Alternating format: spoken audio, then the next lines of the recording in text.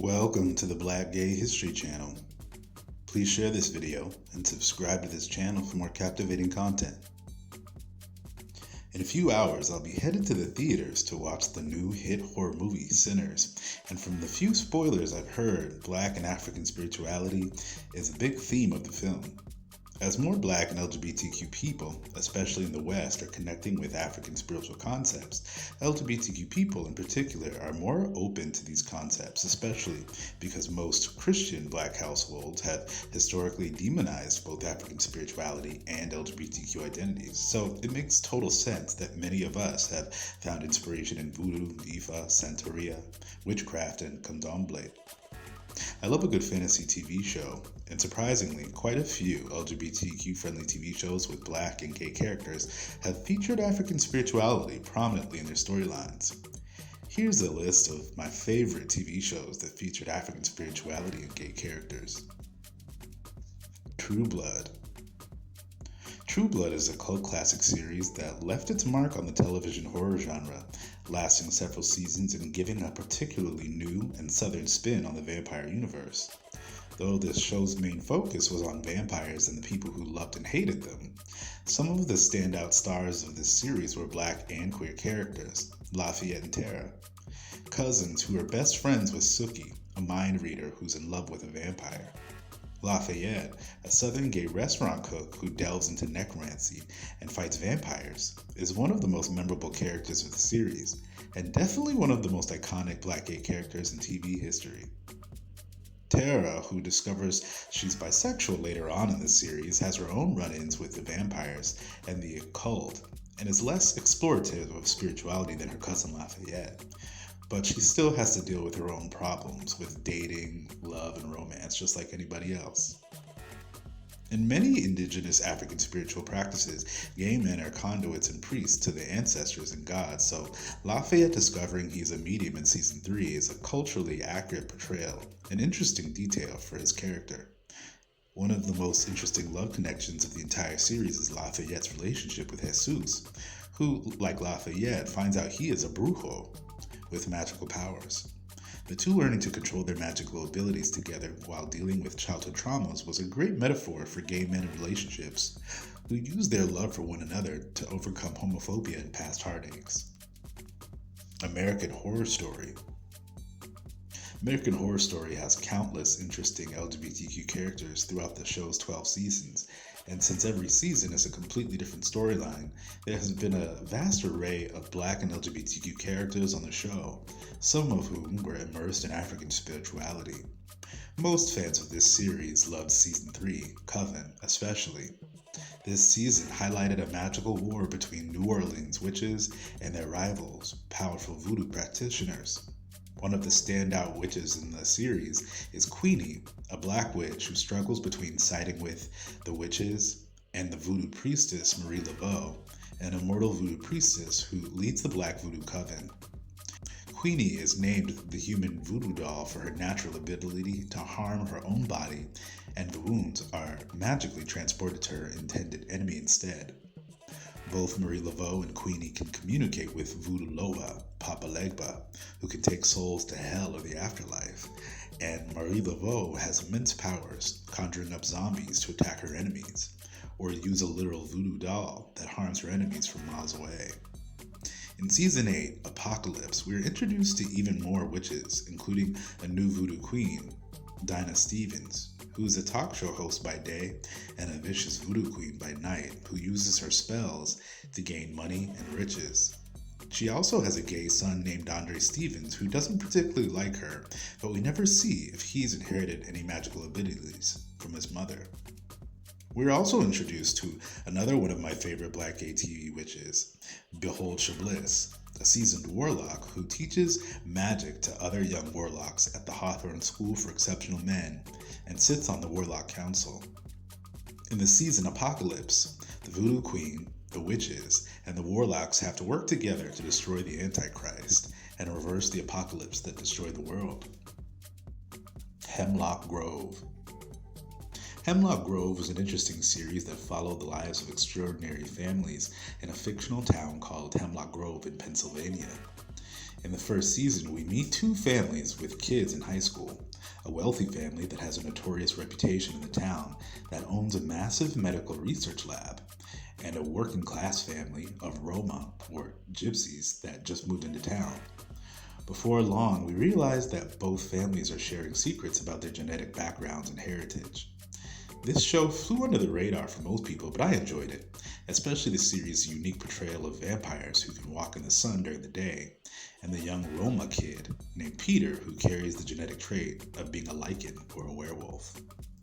One of the few people who know the Godfrey family's secret is the gay, condescending, neurotic genius Dr. Bryce, who is constantly being forced by the family matriarch Olivia to find ways to cure her vampiric illness, which threatens her immortality.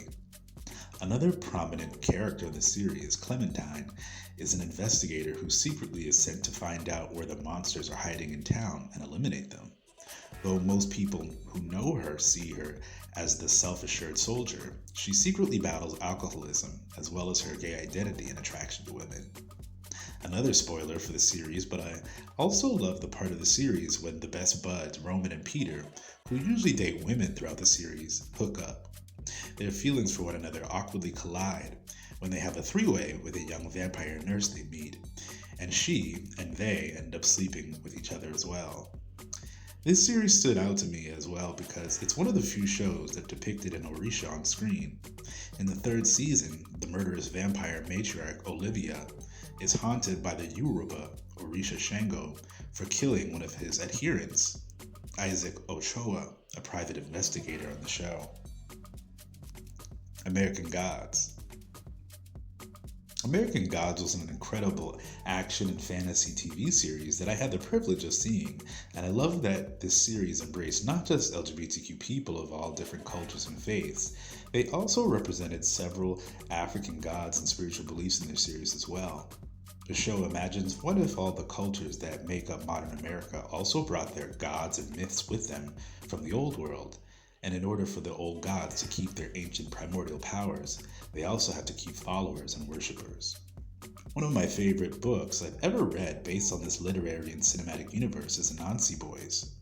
And the first African god that appears in the series is the Ghanaian god featured in this book. The Ghanaian god of folklore and storytelling, the spider god Anansi. Anansi is a real mythological character, a spider from the Ashanti people's folklore, and in this series, he's a time-traveling storyteller who can seduce people with his powerful words. Now, this is a side note, though the series doesn't explicitly make him queer, I swear to you all, listening, that either on a DVD I had a copy of, or a scene I streamed which is now a deleted scene that's no longer available on streaming. There was once a scene in season 2 where I could have sworn I saw Anansi making out with some hot young men at a 1934 theater with the gods Donar and Columbia when they are performing. I distinctly remember seeing him making out with the young men behind the stage curtain, but when I went to look for the scene later on, I couldn't find it. Maybe I dreamed it, but maybe I did see the version with his scene and they cut it in the streaming or in the DVDs. Either way, Anansi is one of the old gods who reminds many of the black gods and their followers in this series of Africa's greatness before colonization. Bilqis is another black goddess from Yemen and Ethiopia, the famed Queen of Sheba, whose power lies in her sensuality and ability to attract others, consuming both men and women into her powers of lustful worship. In the third season, 4 powerful Orisha, who originate from Nigeria's Yoruba people, appear in the series, leading enslaved Africans out of their chains of bondage, and these powerful ancestors inspire them to fight back against enslavement.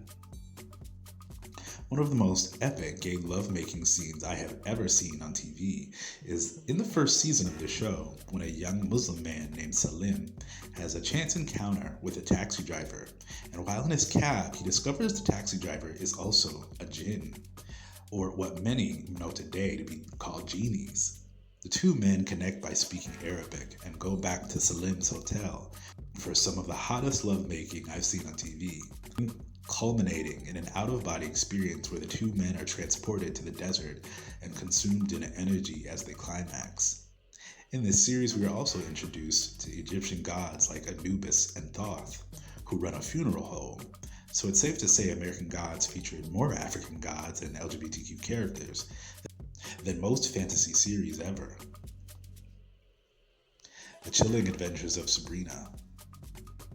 The Chilling Adventures of Sabrina was an original Netflix series that also did a great job of incorporating African magic and black gay characters. Black witches were definitely a prominent part of this series, though this show mostly follows its star, the ever-powerful teen witch Sabrina. Her older cousin Ambrose is a bisexual warlock who teaches her what he knows about magic and helps her out of her own magical messes. Ambrose Spellman is one of my favorite characters in the series, and the 100-plus warlock was sentenced to house arrest for 75 years at the Spellman residence in Greendale, where he works at the family mortuary that's inside the large house. Throughout the series, Ambrose has passionate love interests, including an intense relationship with the diva witch Prudence, as well as romances with warlocks like Luc Falchant. Another notable queer relationship in the series is when the assumed straight head witch of the family, Sabrina, and Ambrose's aunt, Zelda, starts a fling with Mambo Marie Lafleur, a voodoo priestess that appears in the third season of the series and eventually becomes a part of the Greendale Coven of Witches. She uses her voodoo powers and distinct magical practices to support the coven in Greendale, the Church of Night. But she also starts an intimate relationship with Zelda, something that totally surprised me. But by the end of the season, we find out that Mambo Marie is actually Baron Samedi, a powerful voodoo Loa in disguise. Many of the Loa in the voodoo religion can change genders, so when Baron reveals himself as a man, it makes sense in the context of voodoo. Castlevania Nocturne. Castlevania Nocturne is a fantasy anime cartoon based in a world of witches, vampires, and monsters, but also has some interesting gay characters and romances in the show. This series takes place in France and Haiti during the French Revolution, where vampires are secretly pulling the political strings of the French people to leave the French monarchy behind and become a republic. This series follows the story of vampire slayers and witches who join forces to stop the vampires and their new vampire god from gaining power and taking over Europe. I love that one of the main characters in this series is a black character named Annette that pulls from her Afro-Haitian roots using voodoo and Orisha magic to fight her slave owners who are secretly vampires. But we're also introduced to her sidekick, Edard, a Haitian opera singer who uses his mixed ancestry and talent for singing to rise in Haitian society and help runaway slaves, including his new best friend, Annette, escape to safety. The two new friends head off to France to fight a growing vampire presence, but Edard leaves his male lover in Haiti behind. I love that there's such a witty and fabulous gay character like Edard in this series who is flamboyant but can also pick up a sword and slay vampires.